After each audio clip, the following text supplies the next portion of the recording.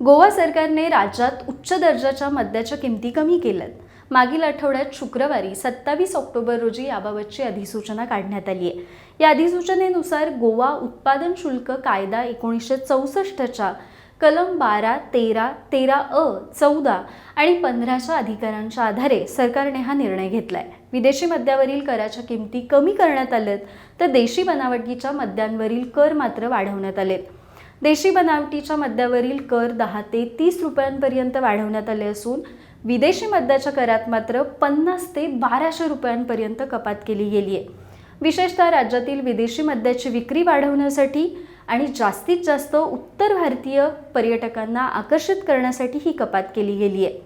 दिल्ली, हरियाणा, चंदीगड, गुरगाव इथल्या मद्याच्या किमती तपासून मगच हा निर्णय घेतला असल्याचं सांगितलं जात आहे.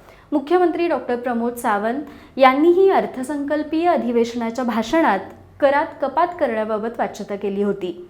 दरम्यान राज्यात पर्यटनाचा हंगाम सुरू झालाय. मद्याच्या किमती कमी झाल्यानं मद्य व्यावसायिक आणि विक्रेत्यांनी सकारात्मक प्रतिक्रिया दिली आहे. मुळात गोव्यात इतर राज्यांच्या तुलनेत मद्य स्वस्तच विकलं जातं, पण कर वाढीसाठी सरकारने हाय ब्रँडच्या मद्याची किंमत कमी करण्याचा विचार केलाय.